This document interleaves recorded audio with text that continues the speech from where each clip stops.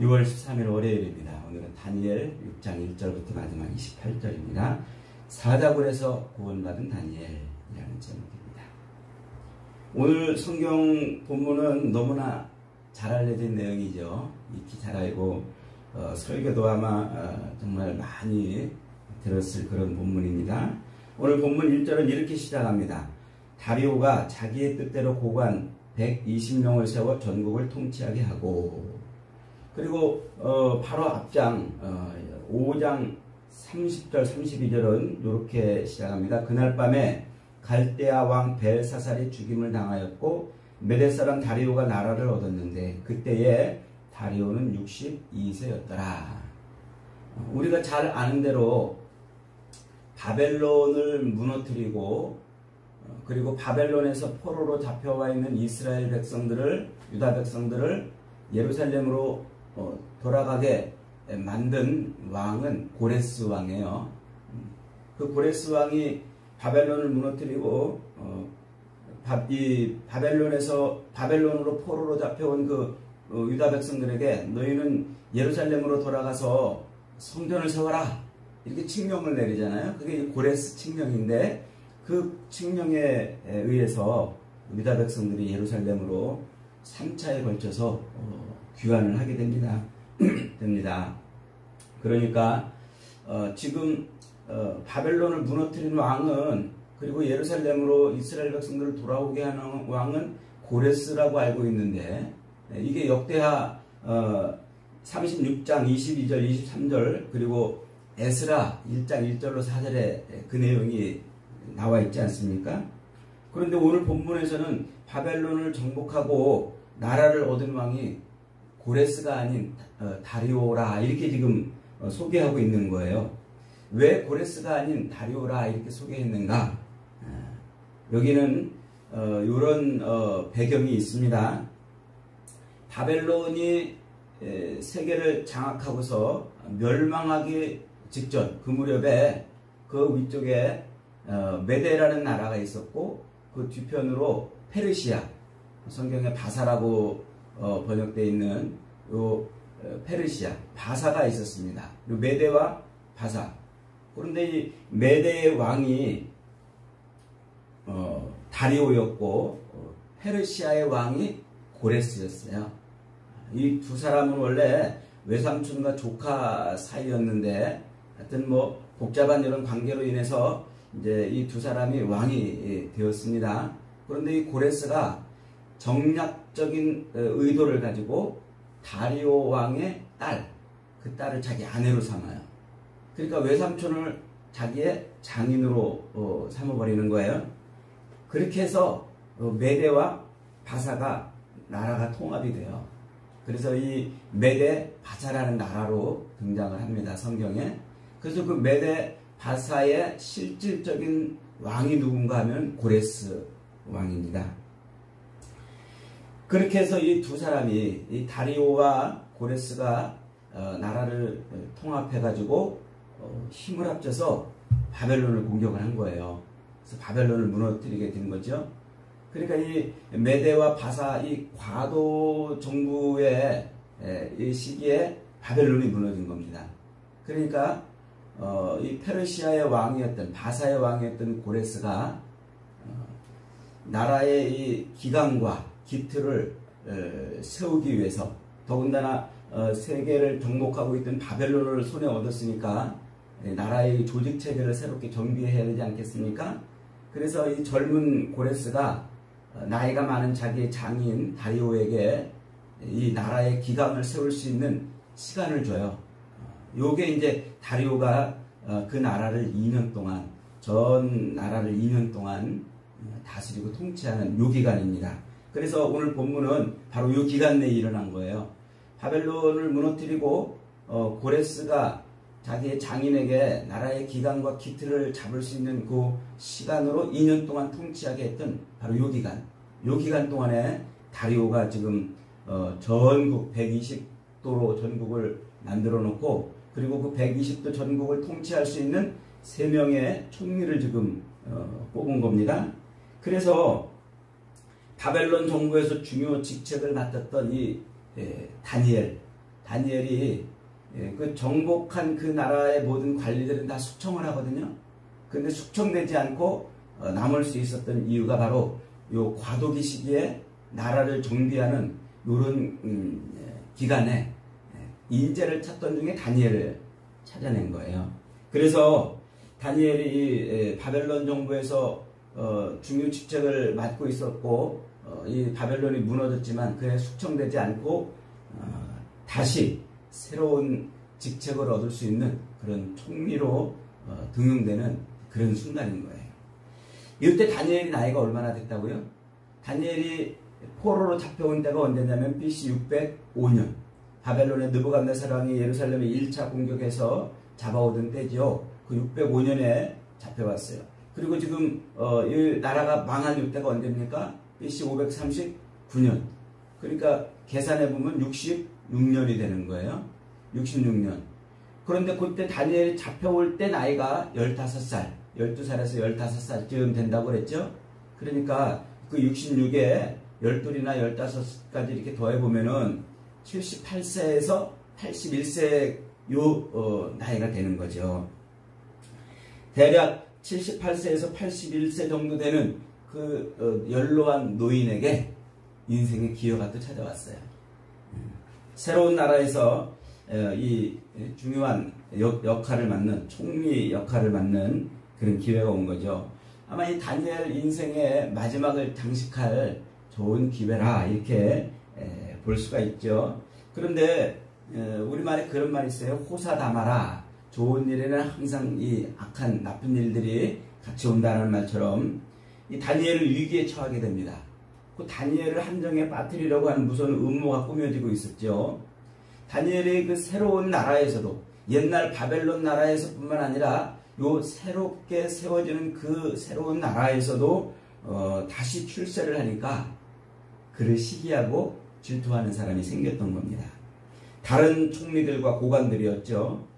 그래서 그들은 그 다니엘을 낙마시키려고 다니엘의 그 삶을 뒷조사하기 시작합니다. 그러니까 우리 정부도 새로운 총리 후보를 세우면 야당에서 뒷조사 다 해가지고 막 흠을 잡아내는 것처럼 아마 그런 것을 했던 것 같아요. 그래서 개인적인 삶을 조사해서 흠을 잡으려 했지만 아무런 흠도 허물도 찾을 수가 없었습니다.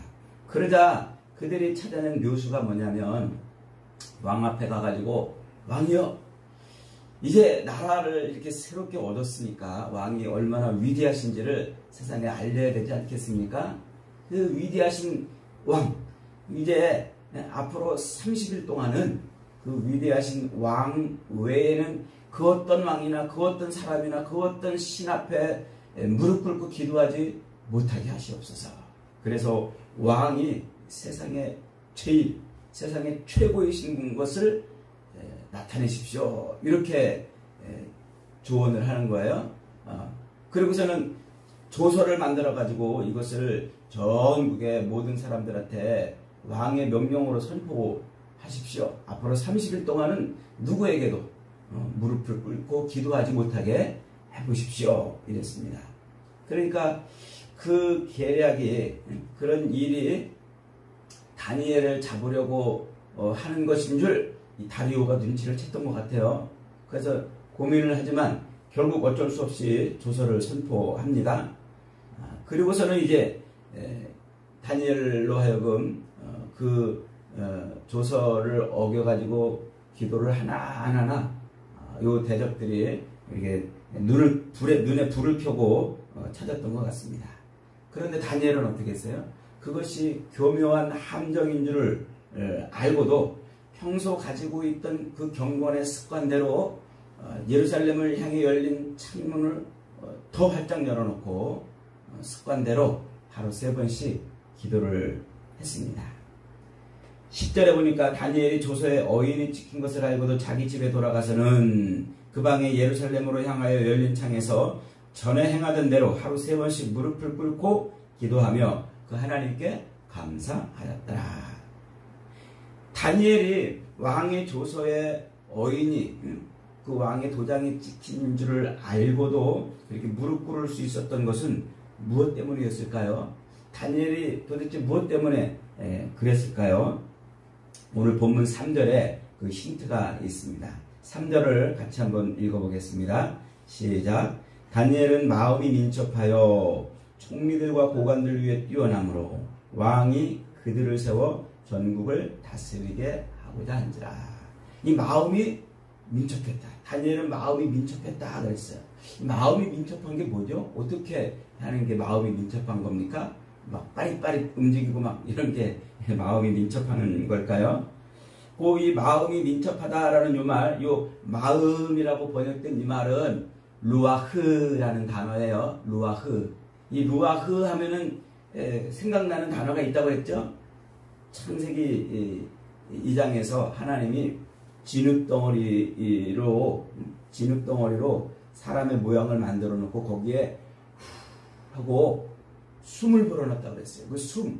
그때 그 숨이 뭐냐면 루아흐예요. 하나님의 영이 들어간 거죠. 그리고 예수님께서 십자가에 매달려 죽으셨다 부활하시고 첫 번째로 하신 일이 뭐냐면 제자들을 모아놓고 방에서 제자들과 식사를 합니다. 그리고 손가락을 넣어보기도 하고 옆구리를 만지기도 하고 자기가 십자가에 죽으셨다 부활했다는 것을 제자들에게 알려주죠. 그리고 나서 그것을 믿는 제자들 앞에서 뭐 했습니까? 숨을 내쉬며 가라사대. 그때 숨을 내쉬며 가라사대 성령을 받아라 이렇게 말씀하세요. 그러니까 그게 이 창세기 2장에서 하나님이 진흙덩어리에다가 루아흐 숨을 불어넣었던 바로 그 일입니다. 죽어있던 영을 깨우는 거예요. 죽어있던 인생을 새로운 영을 넣어가지고 숨을 불어넣어가지고 생명이 되게 만드는 작업이죠. 그 단어를 떠올리면 돼요. 그러니까 다니엘의 마음이 민첩했다라는 말은 그 마음에 지금 뭐가 있다는 거예요? 하나님의 영이 들어있다는 거예요. 하나님의 영. 그러니까 우리말로는 지금 마음이 민첩하여 이렇게 번역해가지고 이게 아리까리한 내용이 되어버렸는데 하나님의 영이 그 속에 지금 들어가 있는 거예요. 다니엘의 속에. 그러니까 다니엘은 곧 하나님의 영, 성령에 사로잡혀 있던 사람인 겁니다. 다니엘의 믿음, 조서의 왕의 도장이 찍힌 것을 알고도 그것이 음모인 줄 알고도 그래서 절을 하면은 그들에게 붙잡힐 것을 알고도 그러고도 다니엘이 담대하게 무릎을 꿇고 하나님께 기도하고 감사할 수 있었던 것은 그가 하나님의 영에 사로잡혀 있었기 때문이라는 거죠. 그러니까 다니엘은 곧 성령의 사람이었던 거예요. 신학적 표현으로 하면 성령이 충만한 사람, 성령이 충만한 사람인 거죠.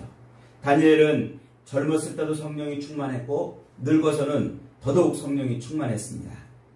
성령이 충만하다는 게 뭐예요? 하나님의 영이 자기를 완전히 지배하고 통치했다는 것이죠. 하나님의 영에 자기를 완전히 내어 맡긴 겁니다. 그러니까 우리가 지금 하나님 나라를 계속 우리가 에스겔에서부터 좀 묵상을 해오고 있지 않습니까? 다니엘이 이 다니엘서 2장을 통해서 보여준 게 뭐냐면 이 세상을 느부갓네살 왕이 통치하는 줄 알았더니 누가 통치하고 있었어요? 하나님이 통치하고 있었잖아요. 세상에 그 모든 왕을 세우는 일, 그리고 왕을 또 허무는 일, 나라를 세웠다가 허무는 그런 모든 일들이 이게 어쩌다 되어지고 우연히 되어지는 줄 알았더니 그 모든 것을 주무르시는 분이 누구셨어요? 하나님이셨어요. 하나님이 세상을 통치하시고 그 모든 왕들을 세우셨다 허물으시고 나라를 세웠다 허무는 그런 일들을 하시는 분. 그러니까 하나님이 세상의 통치자, 주인이라는 것을 다니엘서 2장을 통해서 밝혀줬지 않습니까? 그러니까 다니엘은 뭘 본 거예요? 세상을 통치하시는 분이 하나님이시구나.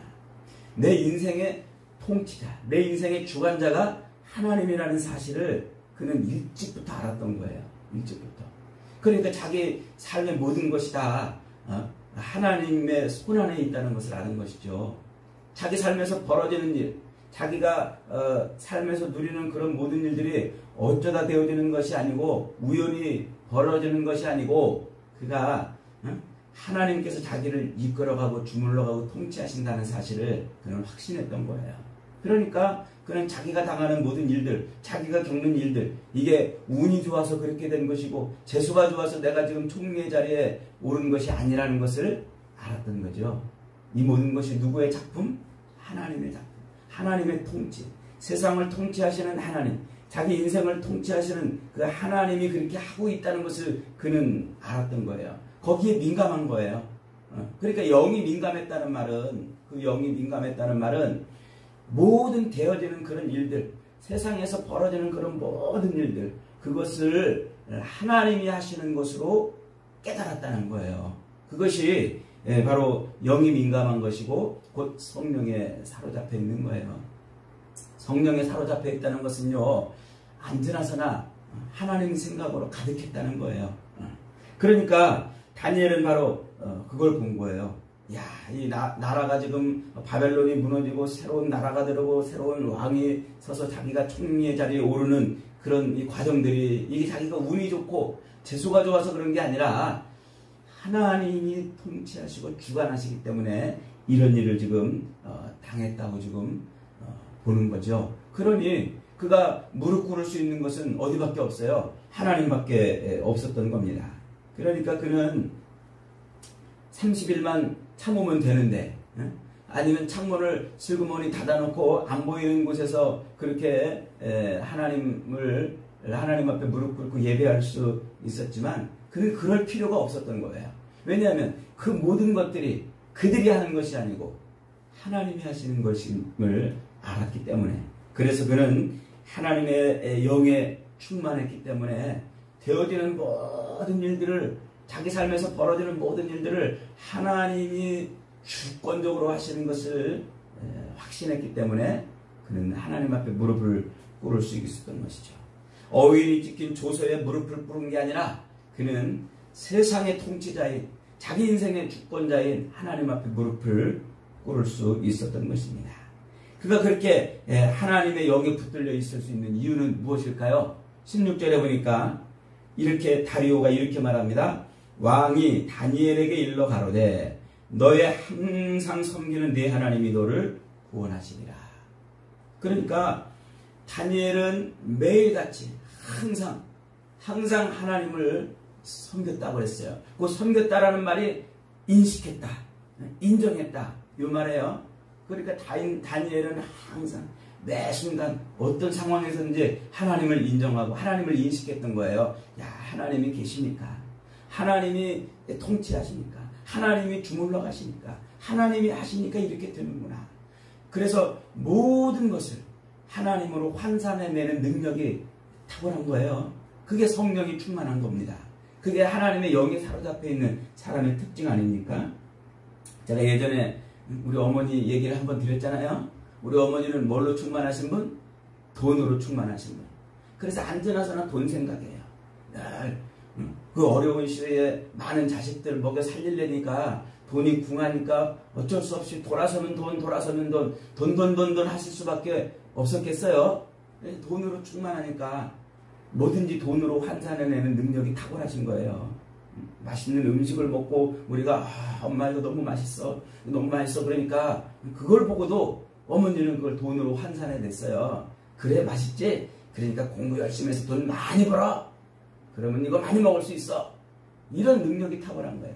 여러분, 우리가 세상을 살면서 돈으로 늘 충만하면요, 언제나서나 돈 생각하고 이런 일리 가도 돈, 저리 가도 돈으로 충만하면요, 뭐든지 돈으로 다 환산해내는 능력이 탁월한 거예요. 텔레비를 보다가도 저 사람들은 도대체 무슨 돈이 있어도 저렇게 살까? 뭘 하다가도 저건 또 얼마일까? 저건 또 돈이 얼마나 들까? 이렇게 다 돈으로 환산해내는 능력이 충만한 거예요. 그러나 언제나서나 하나님 생각하고 하나님으로 충만하면 뭐든지 다 뭘로 충만해? 무슨 능력이 탁월해져요? 하나님으로 변환하고 하나님으로 전환하는 능력이 탁월해지는 거예요. 다니엘은 바로 그랬던 사람이에요. 그는 언제나서나 하나님 생각하고 하나님이 세상을 통치하시는 분이라고 그는 확신했기 때문에 무슨 일이든지 하나님이 하신다고 변환해내는 능력이 충만했던 겁니다. 그러니 그 어인을 찍어서 공포한 것도 저것도 하나님이 하시는 일이구나. 자기를 사자굴에 던져 넣게 하시는 것도 여기 하나님이 뭔가 일을 하고 싶어서 하시는구나 이렇게 전환할 수 있었던 겁니다. 그러니 그가 왕의 도장 앞에 무릎을 꿇는 게 아니라 하나님 앞에 무릎을 꿇을 수 있었던 것이죠. 그래서 그렇게 해서 다니엘이 이 어인이 찍힌 조서에 무릎을 꿇지 않고 하나님 앞에 무릎을 꿇음으로 얻어낸 것이 무엇입니까? 그것으로 인해서 얻어진 것이 뭡니까? 26절입니다. 26절. 내가 이제 조서를 내리노라. 내 나라 관할 아래에 있는 사람들은 다 다니엘의 하나님 앞에서 떨며 두려워할지니 그는 살아계시는 하나님이시요 영원히 변치 아니하실 이시요 그의 나라는 멸망하지 아니할 것이요 그의 권세는 무궁할 것이며 그는 구원도 하시며 건져내기도 하시며 하늘에서든지 땅에서든지 이적과 기사를 행하시는 이로써 다니엘을 구원하여 사자의 입에서 벗어나게 하셨음이로다. 이게 지금 누구의 고백입니까? 이방 나라 왕의 다리오 왕의 입에서 나온 얘기예요. 그는 다니엘을 사자굴에서 건져내신 그 하나님을 찬송합니다. 그 찬송을 자기만 한 것이 아니라 조서에 기록을 해가지고 모든 나라, 모든 다른 언어를 쓰고 있는 자기가 통치하고 있는 모든 백성들에게 이 사실을 알리는 거예요. 얼마나 놀랍습니까? 하나님은 이걸 하고 싶었던 겁니다. 앞에서 3장에서도 2장에서도 느부갓네살을 통해서 하나님이 그 느부갓네살의 입을 통해 그런 찬송을 하지 않았습니까? 그리고 또 3장에서도 풀무불 사건을 통해서도 바로 그렇게 했잖아요. 다니엘의 세 친구들이 그 풀무불에 빠져 던져지는 그런 사건을 통해서도 그 풀무불에서 하나님이 그들을 건지심으로 뭘 했어요? 느부갓네살 입을 통해서 놀라운 찬송을 조서에 써가지고 바벨론 온 땅에 공포하도록 하지 않았습니까? 똑같은 일이 지금 반복이 되는 거예요. 바벨론이 무너지고 새로운 나라가 들어섰을 때 하나님은 똑같은 일을 하고 싶었던 거예요. 그래서 세상을 통치하는 그 다리오 왕의 입을 통해서 세상을 통치하시는 분이 누구라? 지금 하나님이라고 그 왕의 입을 통해서 조서를 통해서 만방에 선포를 하고 싶었던 것이죠. 그러니 다니엘은 그 조서의 어인의 무릎을 꿇지 않고 그는 하나님 앞에 무릎 꿇음으로 하나님의 그 놀라운 일을 성취하는 사람이 되었던 겁니다. 여러분, 오늘 우리 성도들의 싸움이 뭡니까? 내 삶에 함께 하시는 하나님을 드러내는 것 아닙니까? 하나님을 나타내고 하나님을 간증하는 것 아니겠습니까? 여러분, 그것이 오늘 우리가 싸우는 싸움이에요. 세상 모든 신들보다 뛰어나신 분이 하나님이시고 지금도 하나님은 살아계신 분이고 지금도 하나님은 온 세상을 통치하시는 분이고 지금도 하나님은 우리 인생의 주권자가 되시고 모든 인생의 주권자가 되신다는 것을 세상에 말하고 드러내고 알리는 것 아니겠습니까? 그 싸움을 싸우는 거예요. 그 싸움. 그것이 풀무불 속이라도 그것이 사자굴 속이라도 하나님은 거기 계시며 자기를 찾는 자를 하나님은 지키시고 하나님은 그렇게 구원하시는 분이심을 나타내고 드러내는 것, 그것이 오늘 우리 성도들이 싸워야 될 싸움입니다. 다니엘은 그 싸움을 제대로 알았고 제대로 이루어냈던 것이죠. 여러분, 지금 여러분은 어떤 싸움을 싸우고 있습니까? 이웃하고 여러 가지 신경전을 벌이고 가정에서 가족끼리 싸우고 있습니까? 아니면 다른 사람하고 돈 때문에 싸우고 감정 싸움하고 사랑 싸움하고 그러고 있습니까? 그것은 우리의 싸움이 아닙니다. 혈과 육의 싸움입니다. 여러분, 영적인 싸움을 싸워야 됩니다. 하나님이 내 인생의 주권자고 하나님이 모든 삶의 모든 인생의 통치자고 세상의 왕이시라는 것을 드러내는 싸움, 이 싸움을 저와 여러분이 오늘 싸워야 되는 줄 믿습니다.